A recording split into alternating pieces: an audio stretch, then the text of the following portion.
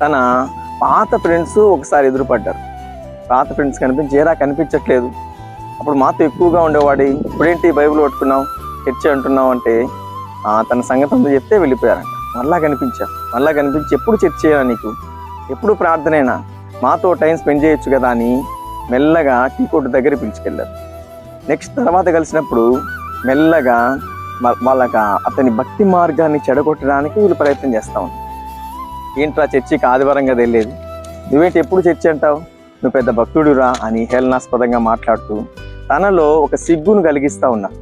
అతను కూడా అవును కదా, నేను ఇంతగా ప్రార్థించడం ఎందుకు, ఆదివారం చర్చికి వెళ్తే సరిపోతుంది కదా అని మిగతా టైం అంతా ఫ్రెండ్స్తో గడపటం బట్టి దేవుడు మరి అతనుకున్న ఆ వెలుగును, అతని పక్కనున్న ఇద్దరు దూతలను మరి తనతో వెళ్లకుండా ఆపేశాడు.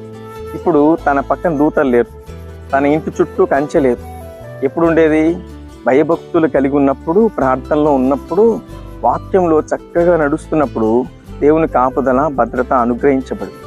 ఇప్పుడు ఎక్కడికి వెళ్తున్నా అంటే చర్చికి వెళ్ళే మార్గం చెరిపేసి తన ఫ్రెండ్స్తో మరి పేకాట దగ్గరికి, బ్రాందీ షాపుల దగ్గరికి వెళ్ళడం ప్రారంభించినప్పుడు దేవుని కాపుదలను అతను కోల్పోయాడు.